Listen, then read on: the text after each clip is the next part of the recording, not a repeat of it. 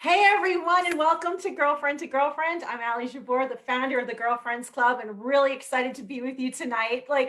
Okay, so if you tuned in a month ago, you heard from our very good friend, Dr. Daryl Gioffre, and we talked about getting off your sugar. And I have to tell you that personally, since he was here, it's been a revolution in my house, and we've all migrated away from sugar. Well, tonight we're going to talk about actually his first book. And his first book was Get Off Your Acid. Yeah, you thought I was going to say ass, didn't you? But it's Get Off Your Acid, and how both of these phenomenons work together and make you feel healthier and brighter. And just as my daughter would say, you feel like you're living your best life. But before I bring Dr. Daryl on, I want to welcome back Jane Hanson, who too has been following this whole revolution.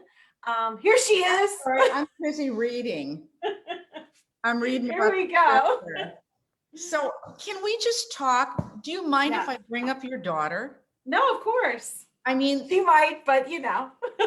the amazing, she's lost like 20 pounds. Yes. And when was that? 6 weeks ago? When was Yep. that? We talked with him. Yep. Okay. 6 weeks Because ago. she's doing all this stuff about the sugar. Yeah. And I am so proud of her. It makes me want to cry. I know. Talk It's about amazing. taking control of her life and having something inspire her. I mean, you got you like, hey, you're It's awesome. And let's bring Dr. Daryl on. We have to, because he said Mary Kate said something so transformative. Here he is.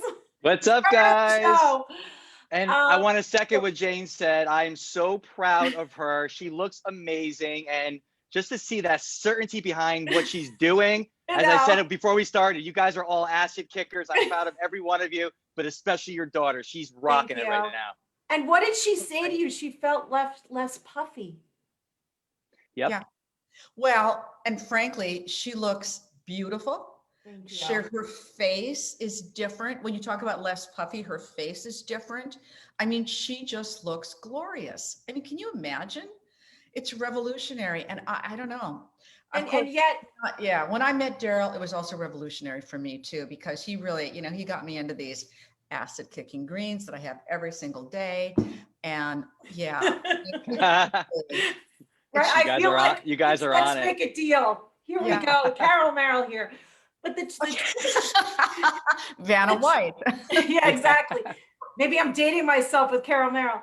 But the truth of the matter is something that you said, and once you start to eat things that make you feel good, you crave them. Yeah.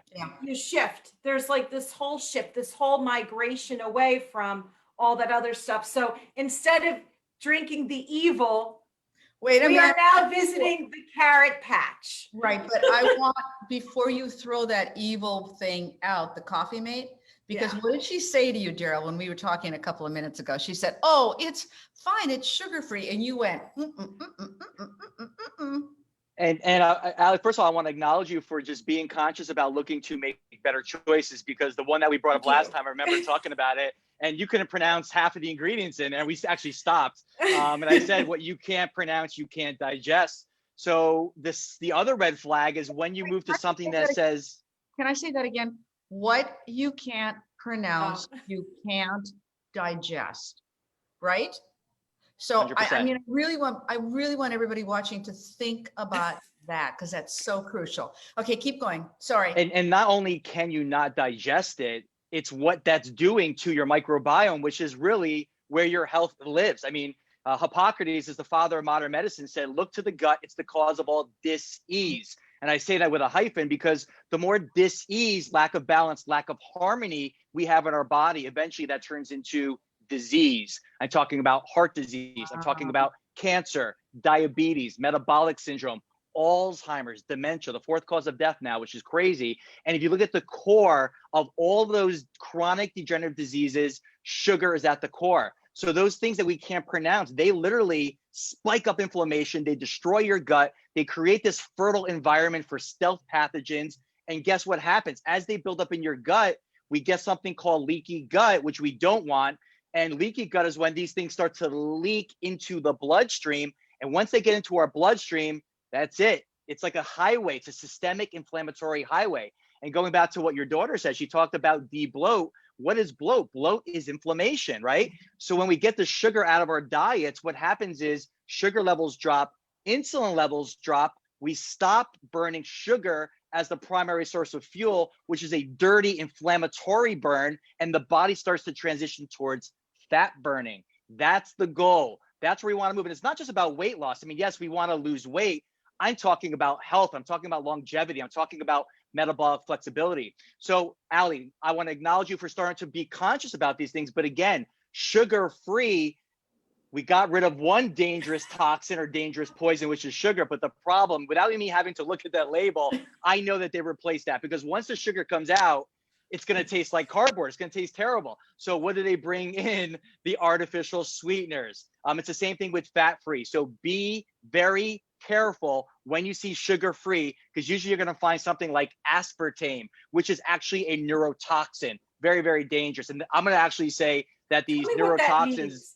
Tell me what neurotoxin is. Tell me what that means. Neuro means brain, and nerve toxin cells. Means Toxin means toxic. It causes it's death. It's called excitotoxic, which means the death of your neurons, the death of your brain cells. So, and there's studies showing that over the age of 28, almost every single person is exhibiting, whether it's a tiny little bit or a lot of these symptoms that are paralleling dementia.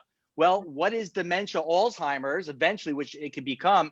They're calling it now type 3 diabetes of the brain, which is insulin resistance of the brain, which comes from what? You guessed it, too much sugar.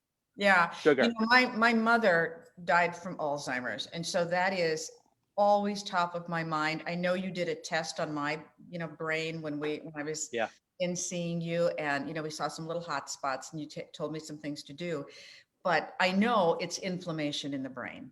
That's what's going on. And and it's all about the acid, right? It's like if you think about what acid does from a common sense standpoint, it's like when people ask me, like, what does alkaline mean? To get them to really understand alkaline, it's like the opposite side of the same coin. Acid's the opposite. Acid is corrosive. Think about like a battery. The other day I changed the controller, and you saw like one of those batteries was all acid, right? The battery is alkaline when you buy it. You think about that alkaline Energizer bunny who just can't stop. Like literally, we can create that in our body as we alkalize with things like those greens and all the other strengthening foods that we talk about. But the flip side of that is acid. Acid is corrosive, right? So acid's so corrosive, it could burn a hole through metal. The battery's the perfect example. So think about when you consume these foods that metabolize into acid, what that does inside your body, starting with your gut, the digestive system, then the cardiovascular system, and then to your point, Jane, the brain, right? Inflammation goes to all different parts of the body, including the brain. And this is why it's so important that we really focus on foods that have these top neuroprotectors. So neurotoxin are the things that make our brain obviously decay prematurely. And then we have the things that neuroprotect our brain. Well, it's interesting. What's the first most important neuroprotector of the brain? Any guesses? Magnesium. Magnesium. And by the way, not a coincidence. What's the first thing in the book? We have 7 steps in the sugar book. The very first step is giving the body more minerals, magnesium, because what is the most important thing to crush your cravings for sugar? It's a magnesium deficiency. Minerals. Yeah, the minerals, the greens, green soups, green smoothies, green juices, more salads. And it's just about starting to add these things, because when those foods break down, right, foods either become acid or alkaline in the body. Those foods that are alkalizing are the ones that are loaded with minerals. And that's the key thing. If you want to know if a food is creating acid or if it's creating strength in the body or alkalinity, you have to look at the mineral content and you have to look at the sugar content. I'll give you a perfect example where a lot of people are questioning. You think about something like a lemon, right? Well, lemon is citric acid, so is grapefruits, so are oranges. But here's the thing, guys. We don't care what that food does outside the body. What we care about is what that food does inside the body once you metabolize it, once you digest it. So what I love about lemons, putting lemons in your water, is that lemons are high in minerals, they're high in nutrients, but they're very low in sugar. So that's why lemons have a very alkaline forming effect to the body. Now, their citric acid, if I put a lemon on my cut, that's going to burn like heck, right? But inside the body, it's actually going to really build up so much strength and detoxify your blood and your liver. Now, let's look at something like an orange. An orange is high in minerals, like the lemon, high in vitamin C, but what is it also high in? Sugar. Boom. That's why we don't want to be drinking orange juice, because you're drinking sugar water. Yeah, I was just having that conversation. I'm getting laughed at over here. I was just having that conversation about orange juice earlier, because I love orange juice. But do you realize how many oranges it takes to make a glass of orange juice? So, wow. Sugar tsunami. Sugar tsunami. And by the way, Jane, calorie for calorie, there's more fructose in your orange juice than there is in an actual can of Coca-Cola. And fructose is a liver toxin. The body could break down glucose, which is regular sugar, anywhere in the body. But when you ingest fructose, only the liver can break that down. So this thing gets shuttled right to your liver, and then the liver has to stop everything that it's doing, which is metabolizing hormones, detoxifying. I mean, the liver, I call it like the holy grail of your organs. It would get the MVP of all the organs in your body. That's how many different tasks your liver performs. And it's also regenerative. But when you take in fructose, what happens is the liver has to stop everything that it's doing to handle that sugar tsunami. And what happens is it stores it as triglycerides. It has a back-end effect on your insulin. Inflammation skyrockets. So literally, fructose, I'm going to tell you right now, is the worst thing you can put into the body. Now, obviously, when it's in a fruit like an orange, if you're eating the whole orange, that's a little safer, because now you're getting all the fiber. That fiber slows down how those sugars get metabolized. But to your point, Jane, when I'm squeezing 10 oranges to get one thing of juice, you remove the fiber. Now all you're drinking is sugar water, literally. So that sugar comes in like a tsunami, like literally like a tsunami wave, and it just wrecks the body. And the body has to stop everything that's doing, because fructose is a poison, it's a toxin. So Tropicana orange juice is probably the worst thing you can drink. Yeah, Am I right? And what's crazy is most people, when they get sick, they start drinking orange juice thinking that it's going to help them, yeah, because the vitamin C, and don't get me wrong, there's a lot of vitamin C. That aspect of it is good. But the orange juice itself is going to suppress your immunity more than anything. It's like wine, right? We like wine. There's nothing wrong with having wine. Yeah, It's not about deprivation, right? Jane, Allie, it's all good. But what is everyone saying? What do they say about the wine? It's like wine is actually good for you. No, the resveratrol from the skin of the grapes is a healthy component of that wine. right. But you're not going to sit here and convince me that wine is good for you. Wine, maybe for one night, it might be good for you. But it's alcohol. Alcohol is a suppressor. Yeah. I'm only and it's drinking okay. wine that has the just the skin of the grapes in it. Oh yeah, sure. Okay. Yeah. All right. Good. After the first drink, then what do you do? Yeah, really. That's like you need a bushel. That's better for you, though. I mean, I'm just asking because, What's that? Is there a form of wine that's better for you? Like you can see these organic wines, or you can see wines that are certain types of grapes. Are there certain ones that are better for you? And do they have you acid? nailed it on the. Yeah, no, you nailed it on the head right there, which is like everything. There's good, there's better, there's best. So you got to definitely go for organic. I mean, that is so important. You got to look at the different types of ingredients in there, the sulfates and all that. So there are a lot of companies. I mean, we are in such an eight. Were you going to ask something? Yeah, what I was going to say is, so what about, this sounds really weird. Sorry, I'm carrying on about the wine. But when you're in Europe drinking wine, it never seems to affect your head as much as it does when you're in the US drinking the same, perhaps even the same manufacturer or vintner. So what does that mean? Does it mean that they put something in it before it comes here that's not good for you? You're just drinking it slower. I think you're on vacation and you're in a really good mood. Yeah, I agree. No, but it's to your point. It's like the same thing with bread. Bread is literally like the worst thing for you. I mean, who doesn't love bread, right? I mean, it's the worst thing for you, though. It's like an atomic bomb going off in your gut. But if you have bread in the States and then you have bread in Europe, it's a completely different animal, because the way they grow the wheat, which is very acidic to the body, wheat metabolizes to sulfuric acid, which is corrosive. But again, I'm going to tell you, if I had bread over there, it's going to be less acidic, less harmful for my body than it would be over here, because of the processing, the manufacturing. I mean, we just fast tracked everything here. It's really crazy. And we look at American health, which, if we can even call it that. I mean, the WHO, which I don't know how credible I can be quoting this organization, but at least they came out with a stat showing that we rank 72nd in world health.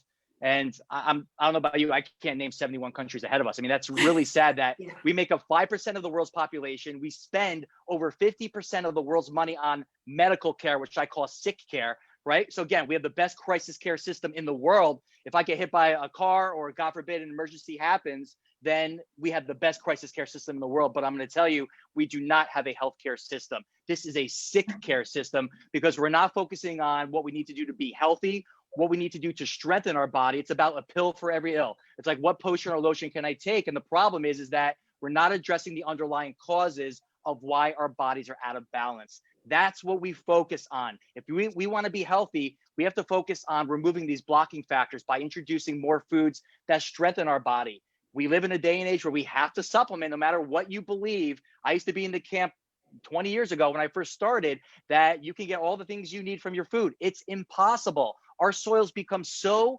massively depleted. There are a few supplements, which we list in the book, and we can talk about them if you guys want, that we have to take. And my son, who's about to turn 7, my daughter's about to turn 4, even they have to take these supplements. We still got to eat healthy. But again, these are the things that we need to do. I want to talk a little bit about what we were talking about before in the green room and all the stress that we're going through and how that is just killing our bodies. I mean, you talk about leaky gut, you talk about all this. I mean, that has to all contribute to this syndrome, right? I mean, I think it's probably the most important thing that we have to talk about. You know, we talk a lot about the foods that you eat, the things that you drink, and those are so important. And we get caught up in that sometimes. But I'm going to tell you guys that stress outweighs any of that stuff 1,000,000 times to 1 in terms of the inflammation and the acid that it creates in the body. And guys, look at this year that we just had. I mean, we just had the anniversary of this crazy, uncertain pandemic. You know, go back a year when this whole thing happened, when we were blindsided, right? Because no one knew that this thing was coming. So we were blindsided by the pandemic. And when that happened, we had that quarantine that was slapped on us. And in New York, I know it was crazy early on. And what did most of us do? We went into our foxholes and we started stress eating, right? So stress is something that invokes stress eating because of what it does to our body. And here's what I mean. You can be in a stressful environment like we're dealing with right now with COVID-19, or we could be back in caveman days where I saw a saber-toothed tiger. The body's so smart, but it can't distinguish between the two. To your body, stress is stress. So if I see a saber-toothed tiger, your body doesn't want to burn fat for fuel because guess what? You're going to be lunch for that tiger. You need a quick energy, a quick burn, something that's going to get you out of danger right away. So you can climb up that tree, get away from the tiger, and be safe. This is what we call fight or flight, right? You guys have heard of that. Well, there's a third F that we have to add to that. Fight, flight, and freeze. Because what happens is when we go into fight or flight, we freeze like a deer in headlights. We stop breathing. Now we're breathing to be alive, but we're not breathing to be alive. And the body goes into this massive acidic state. So the body wants that quick fuel. So what it does is it starts to mobilize or free up sugar stores in the body. And this is a wild stat right here. The body actually has 5 different hormones in the body to actually create sugar. Things like growth hormone, epinephrine, norepinephrine, cortisol, which is your stress hormone. So here's the thing. You don't need to eat any sugar. Sugar is not an essential fuel. Protein is, fat is, but sugar is not an essential fuel. There's so many doctors and nutritionists out there that say your brain needs sugar. No, your brain does not need sugar. Your brain will burn the sugar off first. Why is that? Because it wants to get rid of it, because it's that toxic to the body and to the brain, but it does not need sugar. So what happens is the body goes into fight or flight, your adrenals, which is your stress hormone, kicks in, and it starts to secrete cortisol, which is your stress hormone. Now, cortisol's job is to get you out of danger. And what it does is it starts to mobilize the sugar. And by the way, there's only one hormone that's designed to bring the sugar down in the body, and that's insulin. And it's actually not even meant to bring the sugar down. It's a transport hormone, but that's a whole other story. So my point is that when we go into fight or flight, the body starts burning sugar. But here's the problem. Right now, we're what we call marinating in our cortisol. We are spitting out this cortisol 24/7, not because we see a tiger, but because we're under incredible emotional stress. Literally, constant, chronic emotional stress that's there all the time. Maybe we've gotten used to it like a pebble in your shoe, but it's there. So what happens is we get stressed, we burn sugar for fuel so we can get out of danger. And then what's the body going to crave? More sugar. Sugar. Okay, right. So it becomes a vicious cycle. Yeah. I know, I understand that. So what do we do to stop that cycle? I know you're going to, because people are eating carbs, they're eating bread, they're eating all kinds of things. And sometimes food was hard to find during some of this COVID stuff. So what do we do about it? I know you talked about the supplements, but I really want to know, what should I have, or anybody who's watching this have, every single time we get that craving? What do we do? How do we fight that back? All right, this is great. And I want to stick on the topic of stress for a second, because we're not going to talk about a food. We're not going to talk about a supplement. We're going to talk about the first step from the first book, Get Off Your Acid, which is oxygenation. It's critical because this is about managing stress, not letting your stress manage you. We all know that when we get stressed, we go into stress eating. So if we can break that vicious cycle from the start, and that's what we do with breathing. And I know everyone's like, oh, great, he's going to talk about breathing. Yes, we're going to talk about breathing. I do this with my children. It's that important. I'm breathing every day with my coaching because I really have to get people breathing to be able to get rid of their nerves and that sort of thing. So I know that exactly what you're talking about. And I'm going to tell you, Jane, I think we did this with you in the office, where we actually do the epigenetic test, where we look at your biological age. And one of those things is actually looking at how our body's managing stress. And you can literally do this test, do some breathing exercises, come back and retest yourself. It does it through heart rate variability, and you're going to see a massive change. That is how powerful breathing is. Breathing has the potential to change your pH within 1 to 3 minutes. And it's number one on my list because it's great because it's free, by the way. So, but it's something that you can access anytime, anywhere. So we're in sympathetic overdrive, which is fight or flight. We need to stimulate what's called the parasympathetics, which is rest and digest. And when I test all of us crazy New Yorkers, me being one of them, most of us are literally so sympathetic driven. And the problem is that once we're in sympathetic overdrive, now your adrenals take over, your hormones take over. So our hormones start to get out of balance, and these doctors start medicating us with all these crazy things to get the hormones in check when it's a stress response. So there's something called the 4-8 breath. So this is in the book. It's really easy to do. When you breathe in, you're going to get yourself grounded. So everyone get in a chair, get nice and relaxed. Just shake your body off for a second. Let's have your feet flat on the ground. I took my socks off before we started just for that grounding, which we all need more of. And then you're going to breathe in for 4 seconds in the nose. And by the way, on the breath in, that's stimulating the sympathetic, which is fight or flight, which is why we're going to breathe out the mouth for 8 seconds. So 4 in, and really get it through the diaphragm, not through the chest, right? And then you breathe out. And if you guys can't do that 4-8 ratio, that's no problem. Just keep that same ratio. So it could be 3 to 6. So 3 in through the nose, 6 out the mouth, that's seconds. It could be 2 to 4, it could be 1 to 2, right? So just start, and that will get better each time you do it. And here's what happens on the breath out, because we're doubling it, that's stimulating the parasympathetic, which is going to slow you down. That's going to help you deal with stress. So your stressor is not going to go away, whatever that might be, like the pandemic, but your ability to manage that stress is going to be better. And then what you want to do is do that for 20 repetitions. So we're not going to do that right now, but I can guarantee you do that 4-8, 20 times, you're going to feel like a different person. I promise you. It's two things that I want to say. One is I just went through a whole bout of TMJ, and I haven't had a flare up in 20 years. Jane knows this.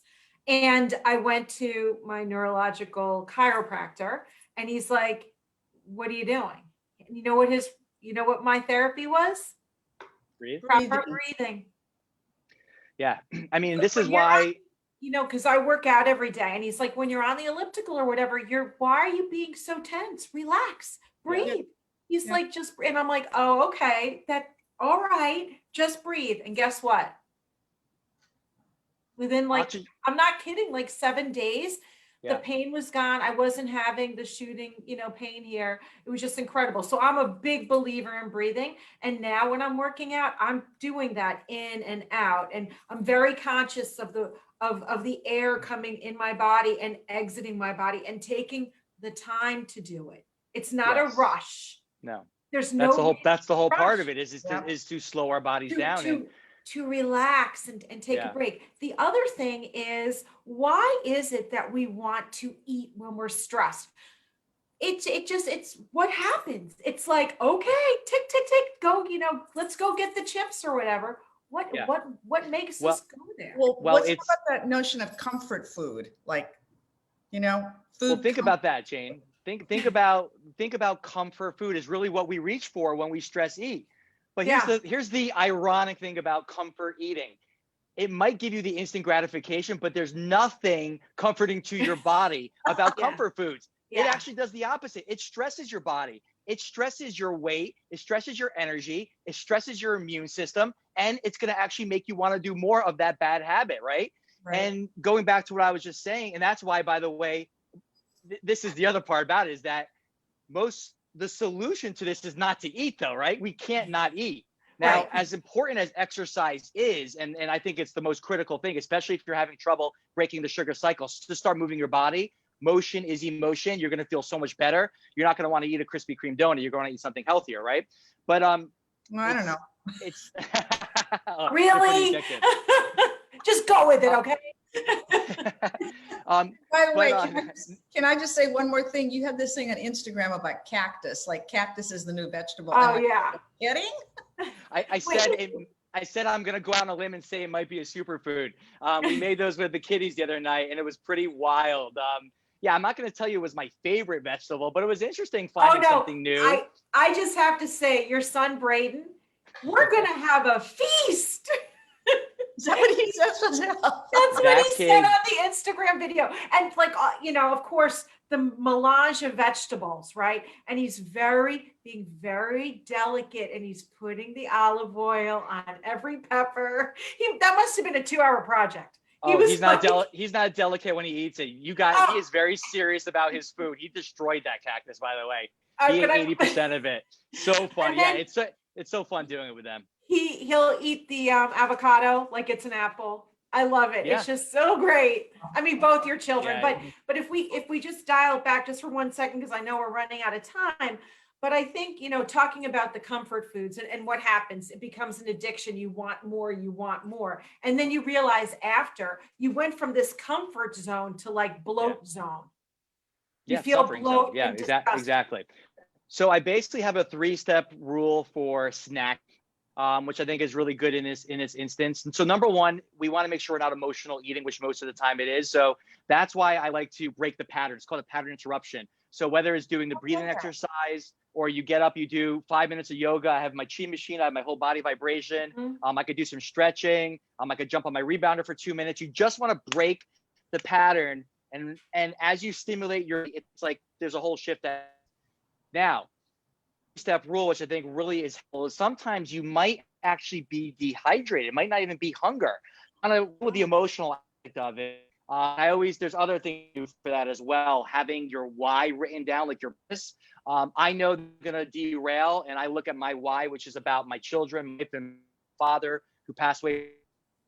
This is why I have this on here. This is what my dad's ashes. This is what keeps focused and on purpose. So if the why is big enough, the how will find a way. Even when those craving monsters show themselves, enough reason, purpose behind why make transformation, nothing's going to stop you. So I think that probably is the most important thing. Write it down, make sure you know what that is, and you have that always front and center. But the 3-step rule to snacking is number one, drink a big glass of water, because many times you might just be dehydrated. Thirst and hunger goes to the same part of your brain. And what I like to do, like Jane does, is we add a scoop of that dehydrated green powder, which is like, that turns a neutral glass of water into for 5 minutes. And then you see how I'm feeling. If I'm still hungry, then that's when I do that movement exercise. So I'll do any form of movement, whether it's like I just mentioned before, yoga or a brisk walk or something, because again, it could be emotional. And then I'll wait 5 more minutes. After that, if I'm still hungry, hey, maybe I'm actually hungry.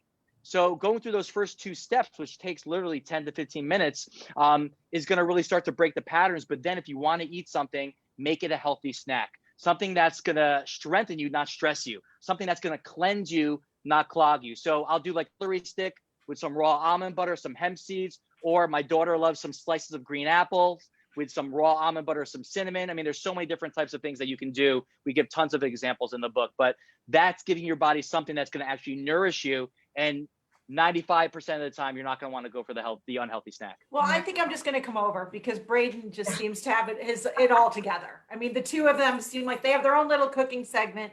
I wish we had more time. I want, of course, you know, you are like the guru. Before we said goodbye, there were so many women in my community, as well as, you know, outside, who were just DMing me like how great you were, how they wanted to get in touch with you, like to please come back, that you're so approachable, that like, you know, you're so real, and they love your Instagram. So keep doing you. And because look, if you can get 22-year-olds to listen, and not that my daughter's not a good listener, but like whatever, when you talked about insulin resistance, it like struck a chord with her. So for anyone else that's out there, you know, if you got one little snippet from tonight, that just makes my heart feel so good. And, you know, that's got the chills. You're a great person. And my mantra at the Girlfriends Club is paying it forward, one girlfriend at a time. So we're paying it forward, one girlfriend and one guy friend at a time. Thank you. And if I can say something to you both, who I just love and appreciate, and you guys are game changers. First of all, you walk the walk. That's the most important thing. You live it. You guys literally do this every day, but you do it with balance. And Allie, to your point, it's like your daughter was inspired by something, but you guys made it easier because you're doing this together as a family. And I really just want to acknowledge you for that, because there's something powerful. We were lucky to raise my kids from birth this way, because, you know, I knew this information then, and it's harder as the kids get older. But when we do together, we inspire each other, we help each other, we lift each other, hold each other accountable. And I think that that's so important. So whether it's doing that with your family or a close friend, or, you know, this and the podcast that you guys do, you know, I want to thank you for having me on to be able to share this information, because other people's lives are being changed by you guys stepping up, being a force, getting this information out there, walking the walk, being role models. That's the key to success. We all need that support in our lives. We can't live on an island, though Manhattan Island is technically an island. But what I mean by that is we have to do this together, and together, you know, team together, everyone achieves more. So I appreciate you guys. Anytime the invite's here, I'm on with you guys, because we can do this for hours. It's so much fun. Yes, we can. And we have to talk about your whole immunity thing the next time. So. Yeah, next time we'll talk about immunity. Big surprise coming Monday. Big surprise. Get off your acid. Acid. Get the book, everybody. Here we go. Dr. Daryl Gioffre. Sending you hugs. Thank you so much. Thank you. Virtual hugs. Love you guys. Bye-bye. Love you. Bye. Stay healthy, everybody. Kick acid. Kick acid. We are. We're doing it. Bye, guys.